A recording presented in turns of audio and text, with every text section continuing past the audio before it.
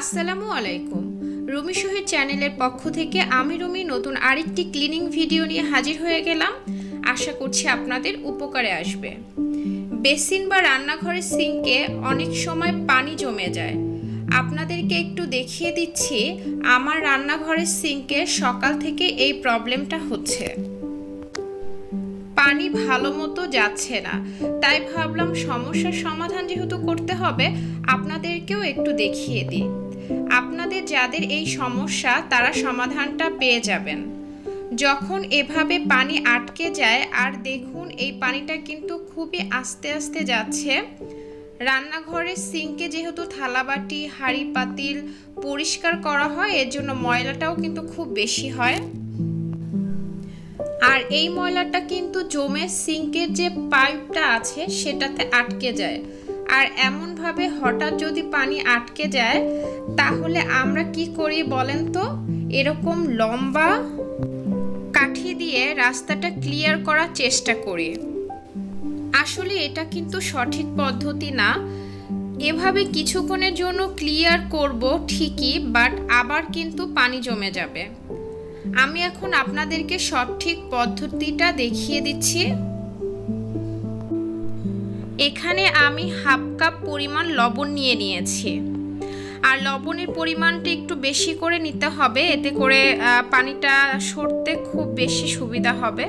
তো লবণটাকে এভাবে এখন সিঙ্কের যে জায়গা থেকে পানি সরে সেখানে এভাবে ছিটিয়ে দিচ্ছি। আমার যেহেতু এখানে একটা বাটির মতো করা আছে, গর্ত বেশি বাটিটার, যার জন্য আমি যেটা নিয়েছি সেটা কিন্তু নিচে পড়ে গেছে। অনেক সিঙ্কে বাটিটা কম থাকে, তো এভাবে করে ছিটিয়ে দিলেই হবে। আর এপাশ থেকে আমি কিন্তু চুলায় পানি গরম দিয়ে দিয়েছি, আর পানিটাকে ভালো করে ফুটাতে হবে। এবার আমি এই ফুটন্ত পানিটাকে যেখানে লবণ দিয়েছি সেই বরাবর আস্তে আস্তে করে ঢেলে দিচ্ছি। আর পানিটা কিন্তু একবারে দেওয়া যাবে না, আস্তে আস্তে করেই 2 থেকে 3 বারে দিতে হবে।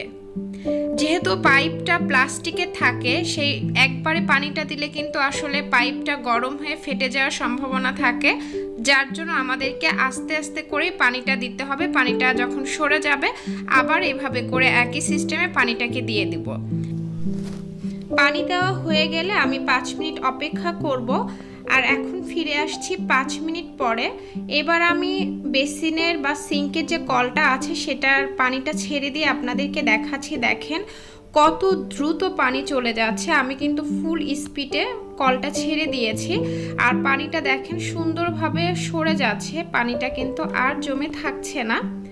আমি আপনাদেরকে এক বাটি পানি ভরে ঢেলে দেখাচ্ছি। দেখুন আমি কিন্তু এই যে মুখটা আছে সেখানে পানিটা দিয়ে দিচ্ছি, কোনো পানি কিন্তু আর আটকে থাকছে না। আশা করছি আমার আজকের টিপসটি আপনাদের ভালো লেগেছে। ভালো লাগলে একটি লাইক দিয়ে দিবেন, আর অবশ্যই শেয়ার করবেন এবং কমেন্টে জানাবেন কেমন হয়েছে।